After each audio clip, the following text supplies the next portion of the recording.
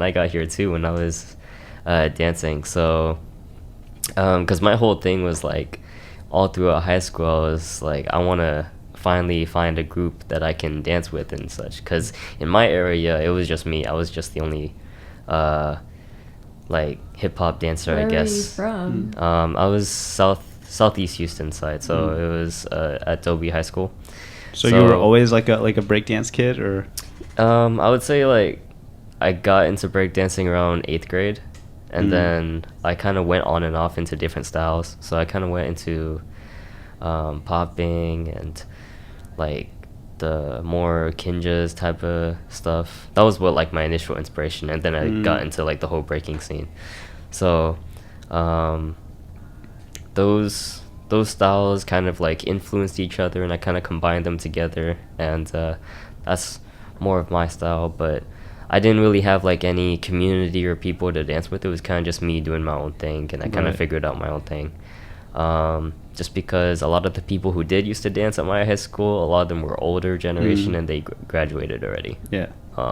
Which was the same thing that happened to UH. It was like a lot of the old breakdancers at UH were now like already graduated, so all of them left. So when we came to UH, we were like, where are all the breakdancers? They already graduated. So when did you come to UH? Like, how long has B.A.S.E.D been around?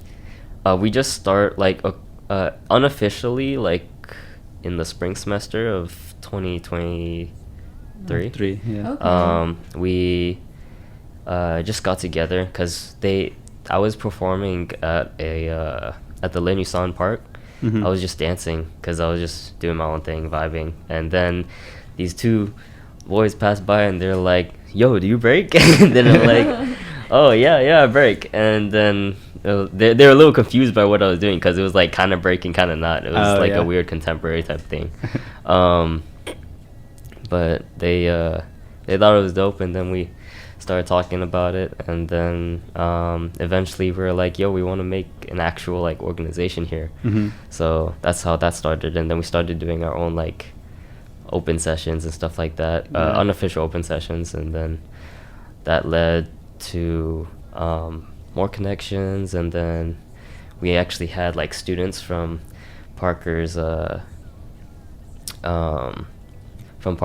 classes that he would teach at the rec. So he worked at the rec. Okay, yeah. So when he was working at the rec, he was able to teach breakdance classes. So some of the people that were there ended up transferring into being our students for B.A.S.E.D. And then so was there like a breakdancing club before, or was it just like random people? No, there was no club or anything, no official organization. It was really just the people who did breakdance and the people who did know each other. We kind of just got together and danced. Okay, yeah. Well, like the people that graduated, they weren't part of like a club or anything like that either. No, they it was kind of just more it was just more tight-knit, more just them. And then so we kind of wanted to open it up a little bit more, make it more like what they had was more community, yes, but for us we wanted it to be like a more welcoming community, I guess. Because we like genuinely enjoy how the dance culture is in hip hop, and like you can go to like, if you ever went to like the hip hop vintage flea market or I've heard of it. Yeah, before. those are places where you'll see just all different types of style dancers in Houston just come together, and then they just start like going down on the dance floor. And it's a really cool environment. It's a really cool feeling just to have people freestyle, and then they just put their whole energy and their whole like embodiment of themselves into it. So it's really cool to see. And we want to expose other people who may have not been exposed to that before, and kind of allow them to become in tune with that part of them, like, because not everybody has that form of expression, or has like experienced or tapped into that form of expression where you're just like feeling it out and you're just going. And that whole like I guess flow state or whatever that you enter when you're dancing is really cool. And it's like prevalent with musicians and many different art fields. So I definitely feel it when I'm like jamming. It'll be good jams. Yeah. Absolutely. So with breakdance, we wanted to open that door to allow people to experiment with that, and if it was something that they resonate with, then to like bring them further into the community and give them like the connections with all the different people in Houston that are part of the community, because the breaking community in UH is actually pretty interconnected. There's a lot of different spots around Houston and a lot of different people around Houston that all are involved with the scene, and it goes all over the place. So a lot of people know each other, and so it's really cool to see. So there is like a breaking scene in Houston.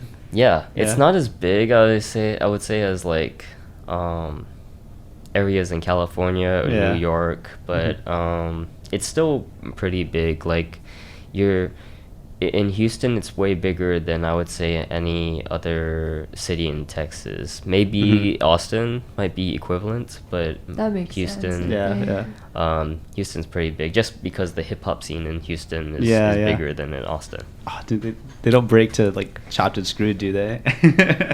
Sorry? They don't break to like Chopped and Screwed out here, do they? Like what kind of music do you guys?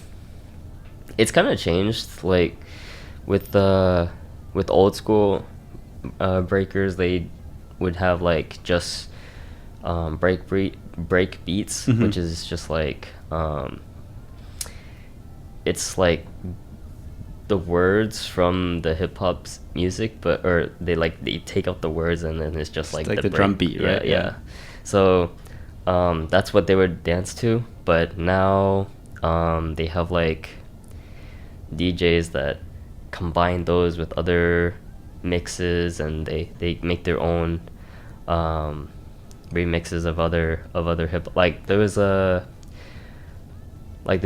DJ called DJ Flegg, and he made a mix with Kendrick Lamar's one of Kendrick Lamar's songs, and that became like a really popular one for the breaking scene. So yeah. Cool. Nice. That's really cool. So like when you guys have sessions, do you need like speakers to play the music and stuff? Yeah, we got our own speaker that I bought. We got our own speaker, and it's pretty decent, I would say. Yeah. So you should get Walter to give you his speaker. Oh, I don't know about that. He probably wouldn't be too fond of that. No, that's true. But he got that thing. It's big. Our too big, our speaker is just a Sony. It's like maybe like 1.5 feet or something. So like is B.A.S.E like aimed at beginners to breaking? We're planning to make like the focus kind of progress as time goes on. So the first focus is really just to get more people into it, so that it develops an actual like breakdance community at UH. Right. And then from there on, it be including teaching new people, and then focusing on the actual community aspect of it, which is like people coming together doing jams. A jam, by the way, is like so there's like battles, and then the whole they'll have like 1v1s, 2v2s, 3v3s, crew battles, and then those things collectively all together, the whole event is called a jam. So like it's a battle, so it's like, does someone judge? Yeah, they'll have judges at more official events. They'll have like either old school breakers or dancers judge, or they'll hire judges.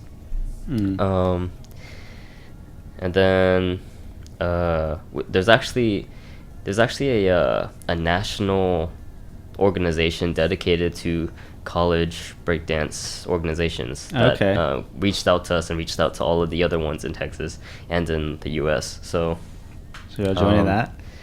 It's not necessarily something you join. It's like a collaboration with all of them. So like it's their whole goal is to bring more awareness to every college organization in the nation. So they're aware of us, and then they also like share our stuff, which is really nice, and which is how we got connected to the other colleges. So like there's one for A&M called Fused, and they're pretty friendly with us, and they help promote our stuff, and we promote their stuff. And then they're also I think we're also planning to in the future to have like meetups with some of those other breakdance like a competition. Yes, yeah. So we can have like all the different colleges come together, and then they can like that's cool. Battle it out. So and you it's can really have fun. beef with the other schools. Yeah. That's the good thing about it is that it's like competitive, but it's all like in good fun and love. So that's why I like it. Yeah. So there's not like a competition already, right? Like a university competition that exists already, or is there like standardized for breaking? No, not that I know of. I know like they have the World of Dance and stuff, and then they have the competitions with like FSA's modern team and stuff like that. But in terms of for freestyle hip hop and breakdancing, they don't have like a college one from my knowledge. They have like just the normal ones for in the state and in the nation. So they have like Red Bull BC1. Red Bull BC1 is pretty well known. It's Red Bull just in general. They sponsor most of the breakdance competitions. Do a lot of sports, huh? Yeah. So Red Bull BC1 is like freestyle dance in general, like freestyle hip hop dance, and then they have one specifically for breakdance, and then people from all different countries come together, and then next, it's like international thing? Yeah, international. Oh, cool. So like you have people from Korea, people from Japan, people from Germany, like they all come together, and then they'll like compete for those, and then. But it's our sport. We invented it. The Bronx invented it. New York. True. Yeah. True. Yeah. So like about these classes for beginners, because like it seems really hard to do breaking if you've never done it before. There's actually a lot of more fundamental movements that are, once you break them down, are a whole lot simpler to do than what they look like. So we start out with a lot of those movements, and then in terms of like the whole basic structure of like what a round would be when you perform, it's not a too complicated structure. There's like 3 main elements that you would go through. So excuse me. So like for just a basic round, you'll be going like through footwork, which is or not footwork, you'll be going through like your top rock. A lot of these elements are elements that were put together to create breakdance, but initially they were other things created as the dance was developing. So top rocking came from up rock. So up rock is like its own style. It's up rocking is like you're up on your feet, and it's like a lot of bounces and grooves with your body. And it's like that style is kind of brought into breakdancing as the intro part. So that's what you use to introduce your round, and then it kind of sets up like how you're going to attack the opponent, or how you're going to phrase your tone for your movements. So what does that mean, like phrase your tone? so like if you're if you have a really like bouncy, flowy top rock, then you're kind of showing you're giving a glimpse of what your style is. So you're showing, okay, this is how I present myself. So there's some people, when they get into their round, they come in with a very like more steezy, and like they come in with like let's say you have two approaches. One approach is a very aggressive approach and is very powerful. So that person may come in like really hard, sharp movements and come in like as if they're coming in to punch you, but they're not actually punching you. Yeah. And then that person would probably go in and they would go into like power moves, which is like the typical moves that you see where they're spinning like a Beyblade or whatever. And they're going crazy. They're bouncing from their hands and such. And then the other person may go into more like they might try to fake you out. They may try to like you can imagine like cross-up movements with like basketball, and then you take that same energy and then they transition that to the floor where it's like they're almost playing tricks on you, like they're messing with you and stuff like that. So it's like they're teasing you with that energy, and then they're bringing that energy down to the floor. Right. Okay. So what does steezy mean, by the way? I've heard that word before, but it's kind of like style. It's like right? it's like a mixture of style and being cool, I guess. Okay. Yeah. That's one of those words that I hear a lot, and I just never knew what it meant. Yeah. It's like groovy. Like, what does it actually mean? Yeah. Man, it's funny because like I'm not used to hearing, because I know like phrase and style and all that. I'm used to hearing that in, like, the music context. I've never thought about what it means in like dance or whatever. Yeah, that's really cool. Yeah, that's true. Yeah, it's like saying something's live. It's like, well, it is like actually live, but like it's just the way that you're saying it's like you're saying that it's really cool. And it's attaching other meanings to that one word. So although you're like bringing stuff from other things, right? Yeah, you're using a new context. It's great. It's like when people say, "I like your steez." No one's ever said that to me. Unfortunately, no. Okay. Yeah. I guess it's like you have style, and then it's like a subcategory of style, and it's like style with extra tones added on top of it, like a subgenre. Yeah. Style. So like personally, like growing up, did you ever take dance lessons, or you just like kind of naturally, like organically got into like dance? There was one time where I went to this breakdance hip hop school. I only went there for like one semester or whatever, and it was just to kind of get my foundation, but I didn't learn too much.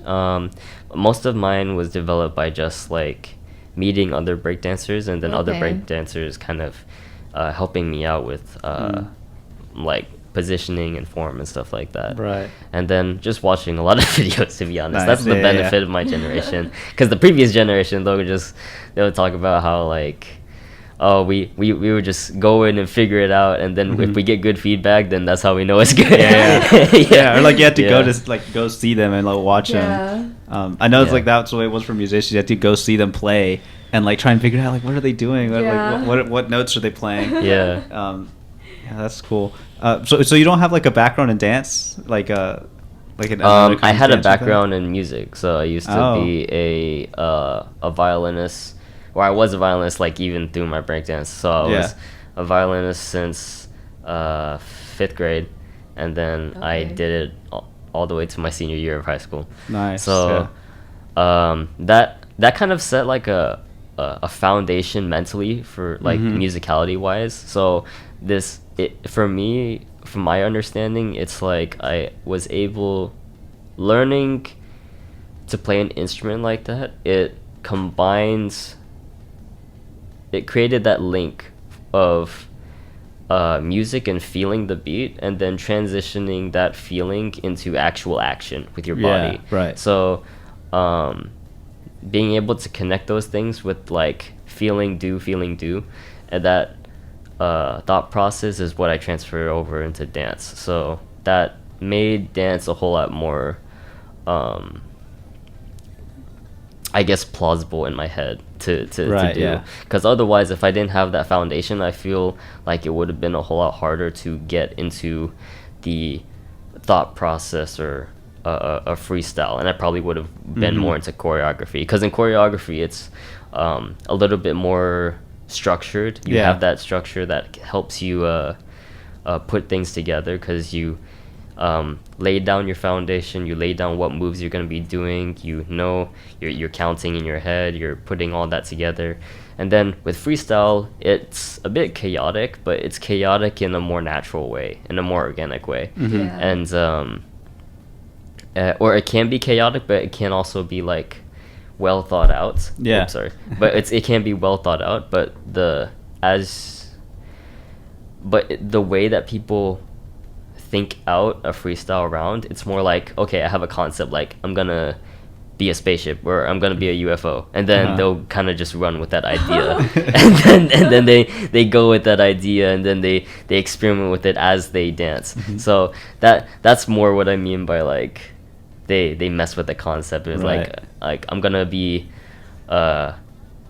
an old man and then tell my story as an old man, and then you can do that. So wow, that's cool. I've never thought about that. I guess I've never seen like a break performance in real life. Yeah, I haven't either. That whole that process is, I would say, more associated with like other general hip hop freestyle. Oh, okay. Yeah. To be honest, other hip hop styles do make fun of breaking for like, because the average breaker will probably not have as much musicality. Because the weird thing with breaking is because sometimes with breakdance, it's like almost it accidentally falls onto the music because of just how the moves are structured. Yeah. When you have your groove and you have the flow of movements in a general hip hop round, or not hip hop round, breakdance round, it kind of almost falls onto the music, or that type of music, accidentally. And then if you take that b-boy and then put him into a different setting or a different music setting, like make them dance to classical music or something like that, they may struggle just because they may not have that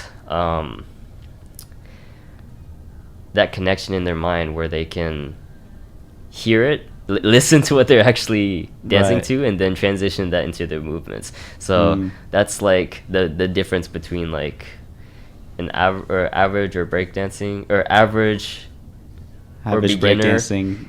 Average or beginner breakdancer versus a more advanced breaker, because they'll actually like account for the music. But that's just a problem with the way breakdancing can be taught, because they highly focus on the moves first and learning the moves, because the moves take so much effort to learn in comparison to other hip-hop styles. Because other hip-hop styles, they highly emphasize the musicality aspect and listening to the music and combining that with the moves. But it is harder to do that when you have to take so much time into learning the actual move itself first. Well, they're like more athletic, right, in breaking than they are in other hip-hop genres, or no? I would say breaking, out of most of the hip-hop genres, does take the most energy to do, most effort to do, because it's very explosive. Other styles, you can kind of like I guess control your body a little bit and slow down, and you're not throwing yourself all over the place. Right, yeah. And so you can kind of still be very, very expressive, but not necessarily have to do such crazy explosive stuff with your body that would get you really tired. Both sides have to have good cardio, but there's a difference between being able to dance for a really long time and then being able to dance for a really long time but also like be explosive while you're doing it for a long time. So that endurance, right? It's endurance on top of being explosive. So it's the difference between being able to run for a long time and then being able to sprint, do not necessarily sprint, but do like push-ups for a long time. Okay. So it's like a combination of both. Strength, endurance, I guess. Wow. So does that mean that you like have to work out on the side a lot? Do you work out? No, not really. I would say out of the other b-boys, I'm probably the least energy.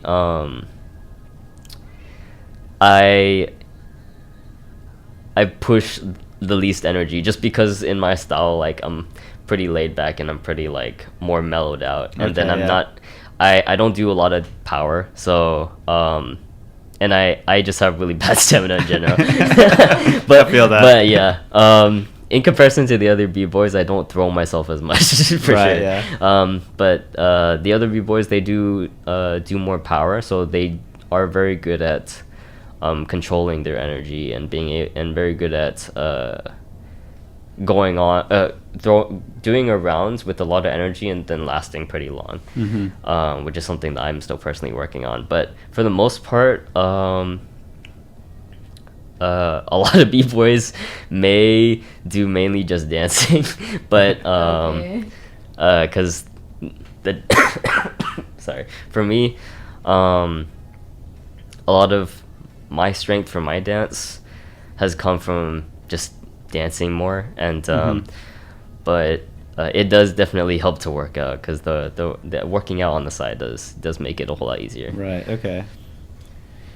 So like you kind of mentioned like your inspiration in like certain types of dance that you do, but like specifically like what other do you do other types of dancing, or I used to do like popping was one that I said. Popping is like it's the one where you're taking certain parts of your body and you're like flexing a specific muscle. So it's a more like mind to muscle type of dance, where it's like they're the type of person that, or they're the type of dancer where they have very good control of every different muscle in their body. So they'll flex on different parts of their body. I wish we had pop. a camera right Yeah. now. Yeah. But I'm not as good at that, but and then You're an expert in flexing every single muscle in your body, right? no. I would do like the Michael Jackson styles and stuff like that. That was like what that's what got me into dance, and then as I found breaking, I kind of just tried to explore that a little bit more. But I've kind of mixed breaking with like, I don't know contemporary, but I like have taken inspiration from contemporary movements and put them into breakdance. Yeah. So you have like a fusion style. Yeah. That's cool. Nice. So what is it that drew you to breaking specifically while you were like exploring all these other things? Well, one thing in general is that like the dance looks cool if you do it anywhere. Right. There's a lot. There's like I like in general that dance is an art form that you can just do anywhere, for the most part, and Yeah, as long it's just as like it's just you. It's just your body, so you can just play around with your environment and perform that way. But in terms of what gravitated me towards breakdance, I just kind of liked how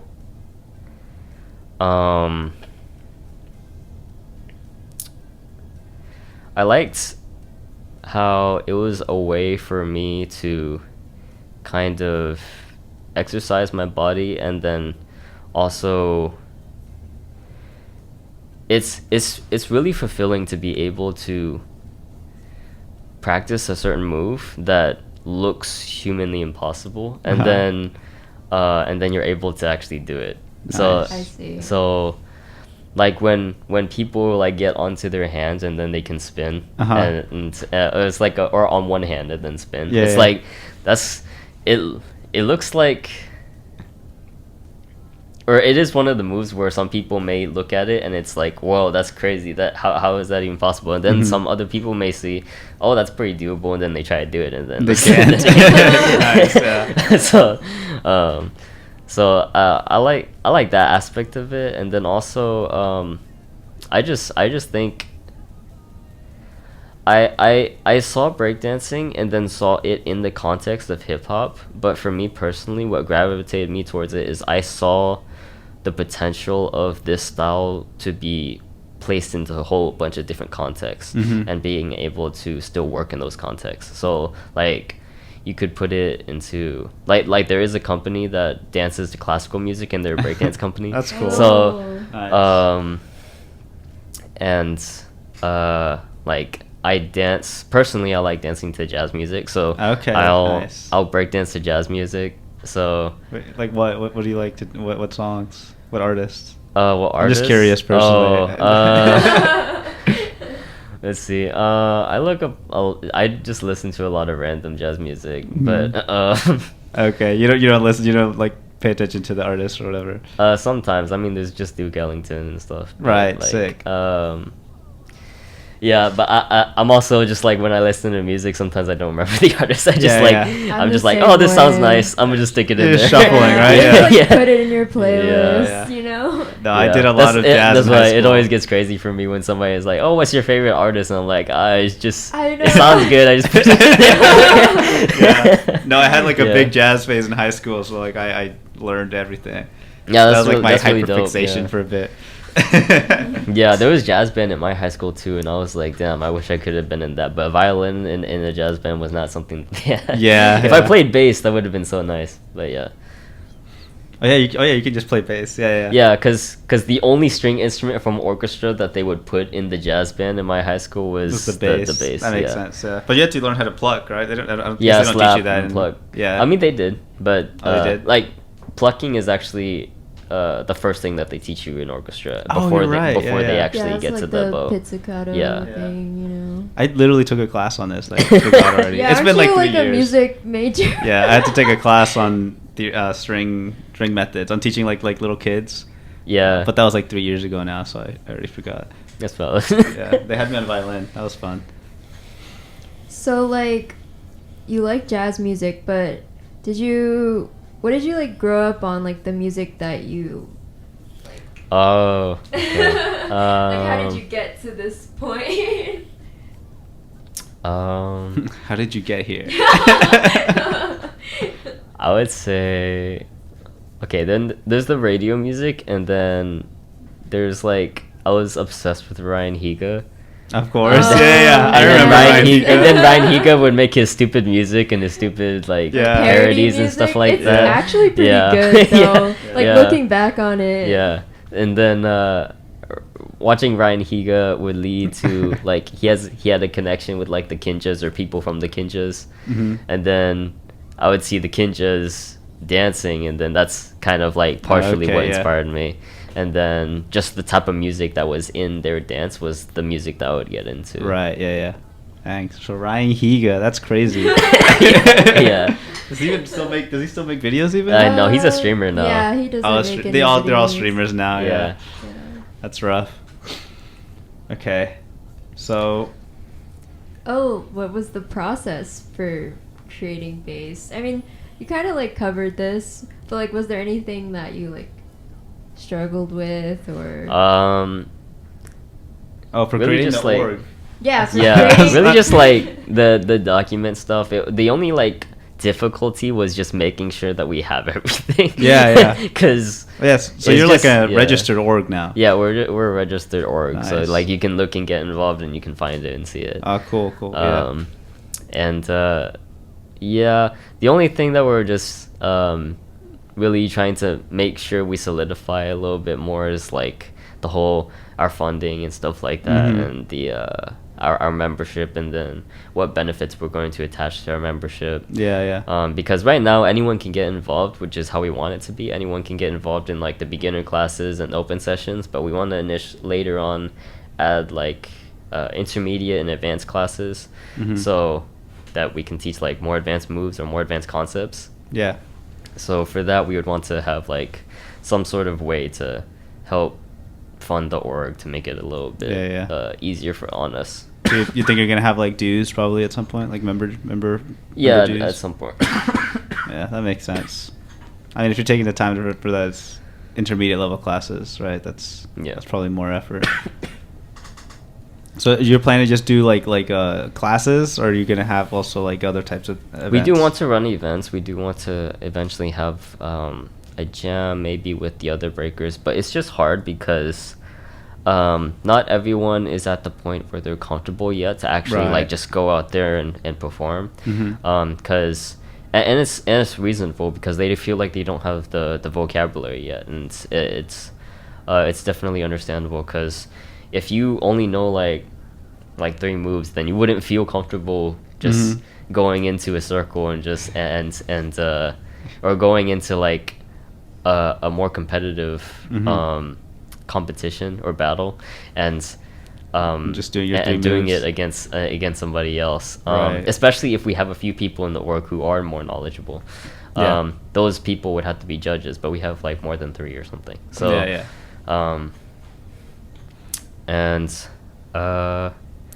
so yeah, that's something that we would want to plan for like more for the future. We do have some people who are a bit more proficient though, so we probably would send them over to like the more state competitions with the other colleges that come together. So like with Fuse and then the one in Austin and stuff like that. Because this month actually later there's gonna be a big breakdance jam called B.A.S.E.D in Austin. So we got one of the colleges invited us to go over there, so we're gonna see if we could that's do great. that. Tell us about the open sessions, because you've had a couple of those already, right? Yeah, we've had a few of them. Is there one going on right now? Right now they're doing a class. They're doing a class. Yeah. A new member class. Cool. So yeah, tell us about the open sessions, because that looked pretty cool on the Instagram. Yeah, so it's really just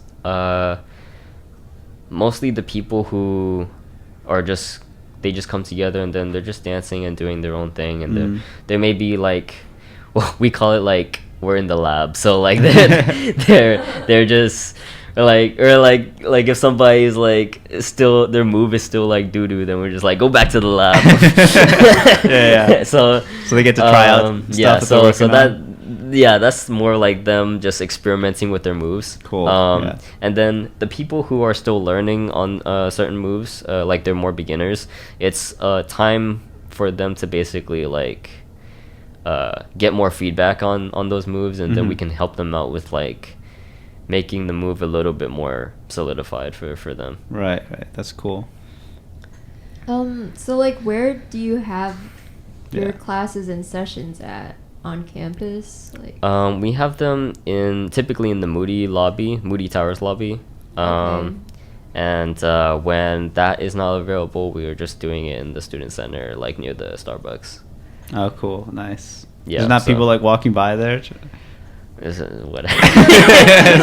It's no problem. Yeah. In fact, it's publicity for us, because like they'll see it and they're like, oh, like if there's happens to be any person who's interested or is a dancer, then they can see that and they'll be like, oh, okay, I want to join in on that. So it's all good fun. It's like those skaters that hang out outside the student center. Yeah, exactly. It's kind of like that, where like another skater's like, fellow skaters. Exactly. Yeah. This is the spot to be. Yeah. What, did you know there used to be a unicycle club at U of H? No, I used to see them. That's Really? crazy. I used to walk around campus and I'd see people on unicycles just like going by, and like, because at first I was like, oh, there's like one dude with a unicycle, but then I keep seeing more and more. It's like, what, like, what's happening? You start like a unicycle gang just passing by. Yeah. And you see like, wait, there's more. Yeah, that's crazy. Yeah. I don't think that org exists anymore, but I remember I found out, I was like, oh, there's like a whole club and stuff. Yeah. Were they like riding on big, tall unicycles, or was it just like they're a normal small size one? unicycles? Okay. In my head, I'm like imagining like the old Like a clown one? Like like a really tall one. Nah, none of that. But it's cool, those things that like kind of exist, you just don't ever notice. Yeah. It's crazy how big the squirrel one got. I don't know The how squirrel it's so one, big. yeah. We talked to the squirrel one, yeah. We're in their group me, and there's like, I had to mute it because there's like dozens of messages every day. Yeah. Just squirrel pictures. Squirrel facts, squirrel questions. Yeah, no, legit. Yeah, there's like multiple chats. It's crazy how in depth it is. Yeah. I didn't even know you could do that on GroupMe. Like they have sub chats in there. Oh, there's like a general it's one. It's like a new feature, kind of. I think. Okay, yeah, because I'd never heard of it. I didn't know that either. What's happening? So do you guys have like a GroupMe or something? Or? We use a Discord because we just like how it's like all laid out, and then there's like different sections, and you can see it all there. And then we can moderate it easier. So we just have a Discord, and then we send that Discord to whoever gets involved with us, and then they get involved. Do the UH get involved? Then. Yeah. So to do this, do you? Is there any like equipment that you need? Like, do you need anything? special shoes? For the most part, anything? just you. But if you want to be on a little bit more of the safer side, and especially if your body is more newer to taking impact. Okay, yeah. You can have like knee braces or something like that, so that because some people they may not control their legs as well, so their knee might hit the floor a little bit too hard. Yeah. Like I just hit my left knee like last week, so that hurts a bit when I try to do for work. You needed a knee brace. Yeah, I needed a knee brace because I wasn't controlling it well. But then for your hands, you do develop calluses like under your fingers. Okay. And like when you're first starting out, you may like get blistering, and then it may like Bleed. no, it won't bleed, but like you'll develop blisters there, and then like over time it may like come off or whatever. But as over time it starts building up and it gets harder, so then you won't have those problems anymore. Like when even if I'm dancing on concrete or something like that, it doesn't do anything. So you can spin around like that on well, I guess you're not not spin around on it, but like it's strong enough so that it won't pierce and it won't like shift. Right, or create a blister there because it's the skin there is a whole lot harder. So building the calluses up on their hands is something that they just have to do over time. Almost like guitar or whatever. I have one on my finger now from playing bass. I have like this like dark spot on my finger. Oh yeah. I don't know if you can see it, but yeah, I've been feeling it all day. Yeah, I remember like when I would use my thumb, I would get like a big bubble on my thumb, and I'm like, oh. Oh, dude, when I was in marching band. The way you held the instrument, I played baritone. The way you held it, put like most of the weight on this thumb. A good amount of it here, and like I had like a bump here on this thumb. Like you could see it, like a protrusion on here. It literally took like 2 years after I stopped doing marching band for it to go away. Yeah, it's crazy how what that stuff does to your body. So like, do you guys do stretching before you go? Oh yeah, of course, because otherwise you're gonna injure yourself. I was like, with any sport we have to always there's definitely stretching, and there's certain movements and that you want to use. A lot of it's really just your legs and your back, because you don't want to because the position that we put ourselves in, we call it home position, where it's like squatted down but you're on your tiptoes. Okay. And then that position you come back to that a lot, so you have to be very comfortable in that position. So that sounds hard. So yeah, being able to be comfortable with squats, being comfortable with like moving around in that squat position, that's something that you would have to work on, but it's still fun.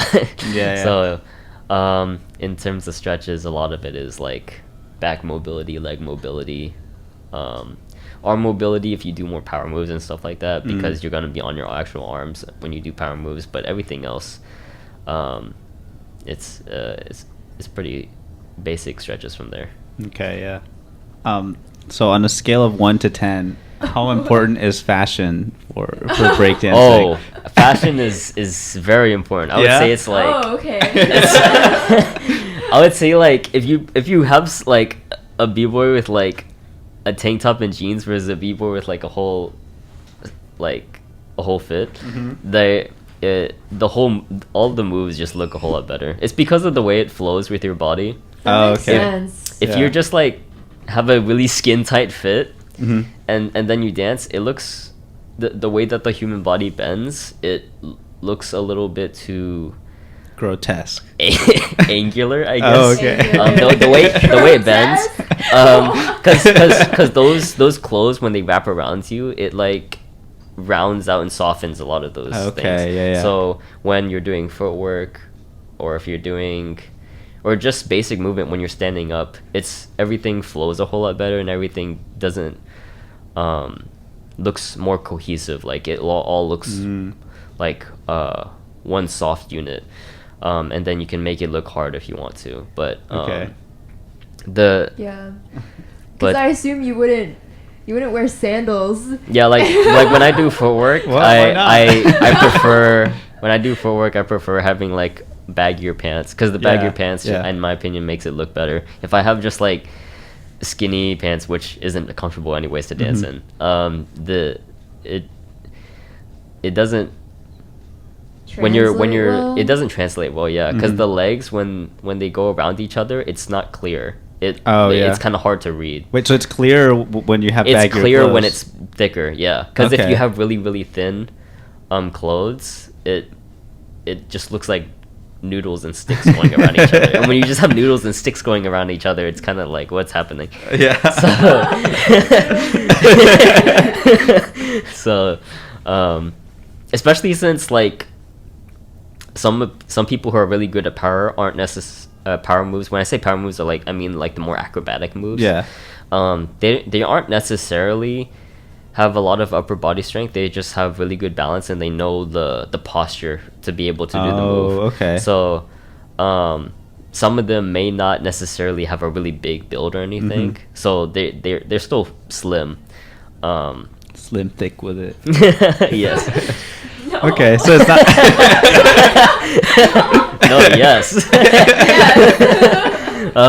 Okay, so it's not like straight strength. It's like balance is it's more strength, important. but not in the stereotypical sense. Right. Yeah. It's like more in a like kung fu sense. Yeah, you could say that. It's more calisthenic oriented than it is like weightlift oriented. Right. Yeah. Okay. Yeah. So where do you get your fashion inspiration from? Just other dancers, to be honest, for the most part. When like the style for a lot of dancers is just kind of it's just kind of how like the whole community, when they see each other, they're like, oh, that looks nice, I'll wear that. Okay. Yeah. It's like a self-reinforcing type of thing. But there's brands within the community, so they like buy from those brands. And then in competition, some of them are sponsored, so they wear those clothes, and then that's kind of has influence on everybody's style. Nice. Okay. Wait, so because Anigo brought up the shoes thing, you don't break dance in sandals. Like, do the shoes like affect the things? You do want to pivot. If your shoes are too slippery, then you're not going to be able to stop when you want to. So you do want a shoe that has grip, but you don't want a shoe that has too much grip, because if it has too much grip, then you won't be able to pivot when you want to. Okay. So like basketball shoes, kind of. Skater shoes. Skater shoes are good, or skater shoes are too much grip? It depends on the skater shoe. There's like Converse for me. I actually like Converse. Because I can pivot on them and it's still enough grip. And if the shoe is too like puffy, I guess, like there's too much cushion, then you kind of can't feel the floor very well. So you may have a bad sense of the floor, I guess, when you're dancing. So it's nicer to have I guess more contact with the floor. Especially that's especially true for more traditional hip hop dancers, where they are on the floor most of the time with their feet. Right. Yeah. Do you have a favorite floor? Definitely smooth. Yeah, I like smooth floors because it's actually dangerous to be. It's dangerous in some sense to be on a sticky floor, because you can get your hands stuck on the floor, but you're still spinning, and then you can twist your wrist or something like that. So it's, even though it may seem dangerous to like be spinning so much and maybe like having impacts, you have more control when you're sliding. Okay. So part number one, not sticky. Yeah, not sticky. Ideally slippery, and ideally flat. Okay. Yeah. But what do you have a favorite spot on campus? I would say like the Linyu-san is like not that bad. Like it's not necessarily slippery, but but for my style it's fine, because I do footwork a lot, so I'm not really like on my head and on my back. Yeah, and stuff right. Like that. But I found one spot like near the business building. It's like there's just this one patch that's really slippery. I don't understand. Everywhere else it's like not as smooth, but there's just one patch that's really smooth. Like outdoors? Yeah. Okay. And then there's the front of the student center. He's giving away the secrets. Yeah. We're gonna see Yeah, b-boyers out there now. There's quite a few spots. Okay, nice. Secret spots. Yeah. Nice. Are there any b-boys or b-girls that inspire you? Name names. You don't have to. No, you have to name names. Okay. Let's see. I would say. Or maybe like Jeff people Rowe. you know. Oh, okay. Jeff Rowe is a pretty. He's representing the U.S. for the Olympics. So Okay. oh yeah. So that's another thing. In 2024 next year, breakdancing is going to be an Olympic sport. I was about to ask. I don't remember yeah, this. It's gonna be an Olympic sport. Okay, That's sick. in Paris. So. for the first time. That's awesome. And then there's a few people representing America. There's a person named Valencio Martinez. He's going to be representing America. And then there's Jeff Rowe. He's also going to be representing America. I think he graduated from here. Really? Yeah, I think so. Dang, why is he not on the Wikipedia? Maybe he is, but I don't think so. Last time I checked, he wasn't on there. Yeah, not Jeff Rosenstock. Wait, how do you R-O-E, spell- right? Jeff, Jeff, and then like Fro, like Afro. Jeff Rowe. No E. Oh, Fro? Yeah, Jeff Rowe. Oh, F-R-O. Yeah, it's Oh. because he used to have a big afro, and so people called him Jeff Rowe. Rowe. Dude, Jeff Rowe, like... I'm looking it up. Jeffro. I can't And that's find it's not it. popping up. Maybe put B-boy in front of it. Yeah. Oh, okay. Yeah. B-boy. He's in a crew called RAD. R-A-D. Oh, I see it here.